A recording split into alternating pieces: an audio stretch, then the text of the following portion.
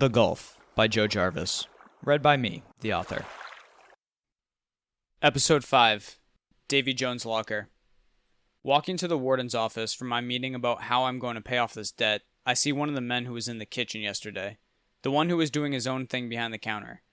He's outside his cabin, number 7, working in the front garden. He looks so familiar. I figure everyone has been pretty friendly. I might as well take the opportunity to ask if I know him from somewhere. "You look really familiar to me," I say casually as I walk up by his waist-high stone wall.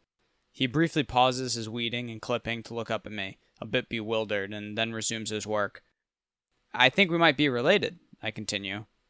"Oh yeah?" he says, this time not bothering to look up. "Yeah, we do kind of look similar," I say.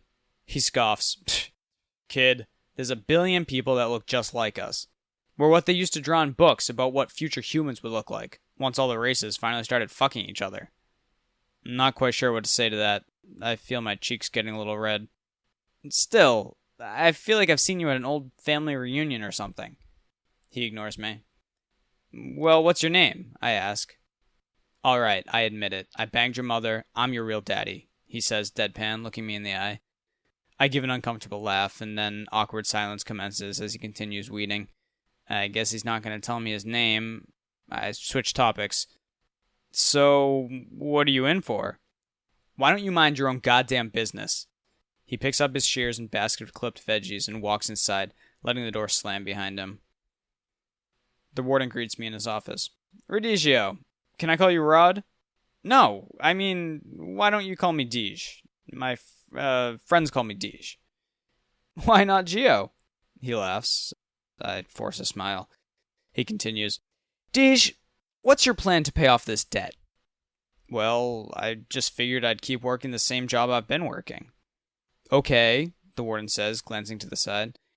"The thing is, we ran the numbers on that, and it would take you about 2 years to pay off the minimum balance."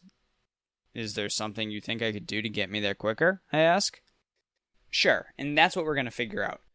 For now, keep working your main gig, but start thinking about your side hustle. We're going to have weekly meetings, so I have a little homework for you. Start brainstorming. I want to see everything you're interested in, and at least one idea for each of those interests for how you can make money with it. It doesn't have to be realistic, anything goes, just write it down. Sound good?" Actually, it does sound like a good idea. I nod in agreement. "Any other questions before I show you the commissary?" "Oh, what should I call you?" "Just call me Warden, or Ward if you like." No, I'm kidding. But seriously, we wardens tend to keep our true identities private, just to prevent any conflicts of interest. "Okay. There was one other thing I was wondering about. Is there anyone here who has killed someone?" "Oh, sure, but they're all kept confined. You won't run into them." "No, but I mean, in the general population. Eric made it seem like someone is here for murder." "Well, Deej, I'm really not allowed to get into the nitty-gritty details of all that for confidentiality purposes." "Are you serious? You let Crenshaw look all over my information yesterday." I let it slip before I realized how rude it sounds. But still, it's a valid point. The warden scoffs and is clearly annoyed. "Let him? What did you expect me to do? Use physical force over that? Call the guards to slam him to the ground? Put him in solitary? Part of this camp you'll find, Deej," it's annoying the shit out of me that he keeps using my name over and over, "is about growing up. You're young, but growing up can happen at all ages. Yes, Crenshaw still has some growing up to do, but I think you can do your part by letting the little things go. In the commissary, I buy all the prison's technology so that they can spy on me. They block half the internet. Well, technically more than half the internet, since about 60% of it is porn. I call Marjorie to video chat. I swear, if you come to visit, you're going to feel like it's a vacation."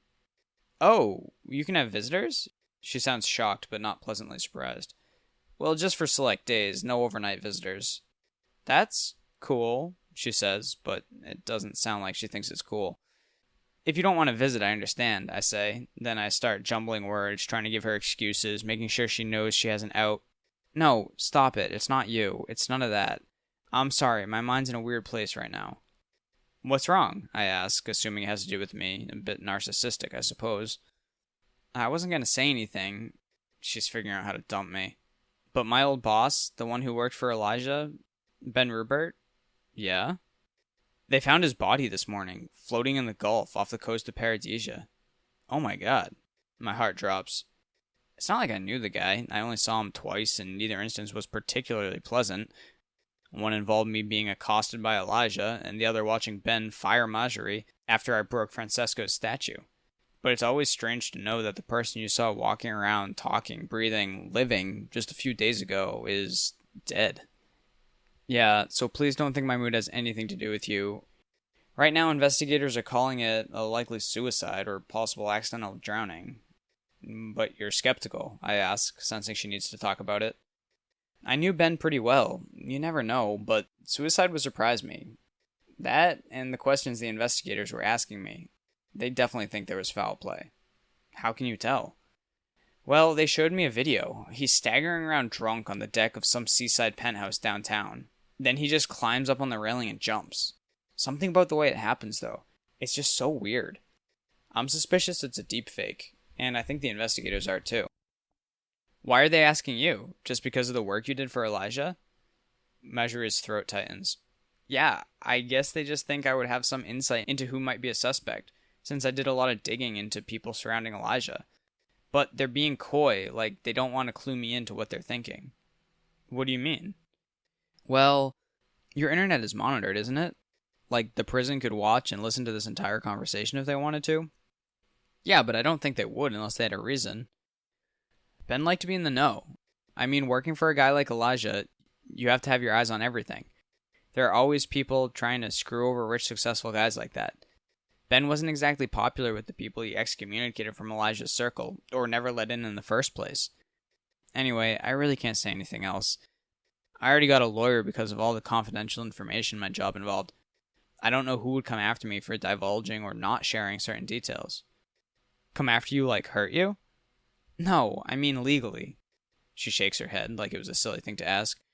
But I didn't think it was such a stupid question. Her ex-boss did just turn up dead. Sleep, work, eat, sleep, work, eat. I quickly get in the habit of spending my evenings at Eric's cabin, doing some work for him as the sun sets, and having a drink while playing a game of chess or parcheesi or Go. You never back out, Deej. You never just call it quits when you're surrounded, Eric says as he surrounds another set of my black stones. The way he says it makes me respond. That's a good thing, isn't it? Never give up, never surrender. He will win who knows when to fight and when not to fight. Sun Tzu, The Utter War, I say. Very good. You've read it. Only parts. I have to say I'm impressed by how familiar you are with the world of literature. Few your age are so well read. A lot of good it's done me. Reading books doesn't exactly pay well.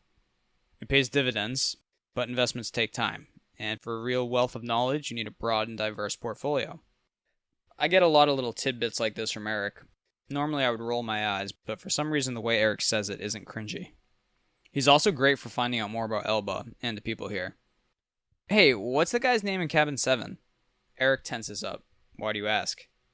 I just felt like I've seen him in an old family video or something. Eric relaxes. Oh, you guys do kind of look alike. Hey, actually, yeah, that's weird. His last name is Mercury too. George Mercury. I knew it! Well, let's not jump to conclusions. He kind of seems like an asshole. He is, Eric says distracted as he looks on the board where to place his next stone. You guys don't get along? Eric looks up, a bit baffled. We get along great, he says, to the clack of another white stone hitting the board. In my free time, I read up on everything I can find about what happened to Ben Rupert. They're still calling it a suicide, but Gulf Sales put together a task force with Paradisia and brought in a third-party investigator to specialize on the case. Then there's the statement from Paradisia. It's Francesco talking about if he'd only seen the signs, he could have been there for Ben. In the end, it turned into a pitch for the zen relaxation of Paradisia versus the hustle and bustle of the money-focused individualist Gulf Sales. Francesco sure doesn't seem to mind them injecting some of that money into Paradisia for 4 months a year, but I suppose you would say he's just doing them a favor by cleansing their chakras or thetans or whatever. On our next video chat, I asked Marjorie if she's learned anything new. The task force is trying to get its hands on all the data they can, but Ben had a 2 terabyte encrypted hard drive they can't access. Of course, they want my help getting in, but I didn't have access to it when I worked for him, let alone with all my permissions revoked. Why would he need so much storage, and why wouldn't he just store it in the cloud? He probably wanted to maintain physical control over it. I think that's where a lot of the data I gathered for him ended up. Audio, video, pictures, files. Shouldn't that have gone on a company server? Wouldn't you think Elijah and others at the company would have access to that kind of stuff? Measury hesitates. I don't think Elijah knew about a lot of the stuff Ben collected. And then she adds, but that's the way companies work. Elijah shouldn't be micromanaging his security and intelligence. Still, seems strange that he wouldn't even have access to company info. I assume the investigators are talking to Elijah too? Measury says, well, yeah, it was Elijah's building Ben jumped off, but they've already turned over all the footage and access to the relevant databases. They're cooperating. Elijah even actually donated some money to the task force. And they're still calling it a suicide? In public, yeah, but they're getting ready to change that. Do they have suspects? I sort of feel like I'm grilling her, but it's a mixture of interest and anxiety. This is all too close to Measury for me to relax. Measury takes a deep breath. Yeah, there was a group of guys from Southeast Asia renting a room, and her voice cracks and she can't seem to get the words out. She wipes a tear and continues. Well, they just think they're connected to organized crime, and it's strange that they were in and out so quick. I'm sorry, I say, trying feebly to comfort her through a screen. Let's talk about something else. All right, Deej, looks like you earned $3,000 last month. Nice job, the warden says with annoying enthusiasm. I can't believe it's already been a month. It feels too normal here, and that worries me. On the other hand, that's the most I've ever made in a month. Maybe this place is what I needed. So then once we subtract $300 for rent, $664 at the cafeteria, $740 at the commissary, and $280 online, you have $1,016 left. It looks like we have a little problem here, the warden says with an oops sort of laugh. Looks like you're supposed to put at least $1,500 a month towards your debt if you have it. At this rate, we're looking at over 2 years. What? I had no idea I'd spent that much. Can they just keep me here forever, like a slave until I pay them? Well, it should have been explained in the contract you signed. You did read it first, didn't you? Don't worry, the warden says. This is your first month. I'm sure you won't be spending that much at the commissary every month now that you've got your cabin all furnished with upgrades, right? Right, I agree, a bit dejected. Now, the thing is, it looks like you've spent a lot more of your time working, and that's why you've made more money. That's admirable, but you've basically topped out. You showed me a lot of great ideas a couple of weeks ago. Have you chosen a side hustle to focus on? I cringe every time he calls it a side hustle. Well, I think I want to start a blog about movies, cinema history. Not too many people focus on the real old ones these days, but there's so much there. It's like looking into a portal to the past. There's so much material, there's so much to talk about, and it's not too competitive of a niche. A blog, the warden repeats monotone. All right, we'll see how that goes. We have the same last name, I say to George next time I see him working in his garden outside cabin 7. Jesus, kid, we have the same last name for the same reason we have the same color skin and the same round features. What do you mean? What am I, your fucking history teacher? I stare blankly. He sighs in aggravation, but he stops what he's doing and leans against his gate to explain. The god of trade, Mercury. It's an adopted last name. When the United States broke apart, there was an entirely new boom in the merchant class. Laborers, blue-collar workers, tradespeople, hell, drug dealers. It became a lot easier for them to earn a living doing small-time business. It wasn't so hard to compete anymore. They moved to the least restrictive jurisdictions. That was like a mixing pot for people of all different backgrounds. And like I told you before, it's no coincidence, that's when all the different colored people started screwing each other. Trade, kid, trade, he practically yells. It breaks down all sorts of barriers. Well, he interrupts. That was your history lesson for the day. Next one will have to wait until the next time you come around to annoy me with more of your stupid bullshit. That is, unless I'm feeling violent. You're calling if you want to take that risk. Work, evening gig, side hustle. So how's the blog going? The warden asks when we run into each other in the cafeteria.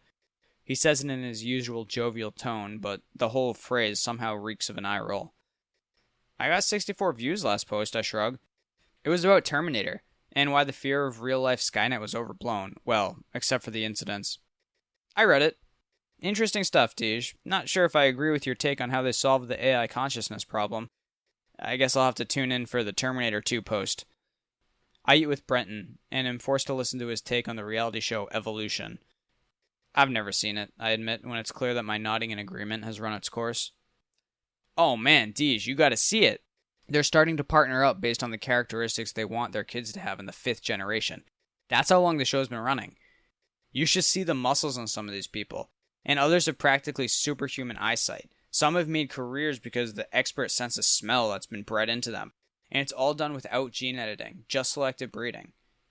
Who produces that? I ask skeptically. Reality Quest. Yeah, you know that's all bullshit, right? Brenton scoffs and looks at me like I have 2 heads. It's a reality show. After the stimulating lunchtime conversation, I walk past the lobby where everyone is first booked into Elba. There's an airship just arriving, and I glance into the opening hatch. Elijah Braze is standing right in front of me. What the fuck is he doing here? My heart's pumping with anxiety. I know my jaw is hanging wide open, and I can't help but stare. It has probably only been a few seconds, but I feel like I've been gawking at him for way too long, unable to believe I'm actually seeing what I'm seeing. And before I can think to look away, he turns and makes eye contact. He looks angry, but on recognizing me, he lets out a short laugh of amusement before his face droops into a wry smile. He's being let out by guards. He's an inmate.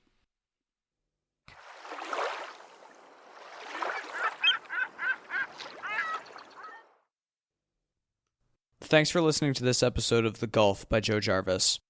Since reading and listening to The Gulf will always be free, the best way to support me is by sharing with your friends and joining my email list at joejarvis.me. You'll get each episode early, plus extras. You can also follow me on Instagram or Facebook at joejarvisme. You can find all this on my website, again, joejarvis.me. Thanks for listening.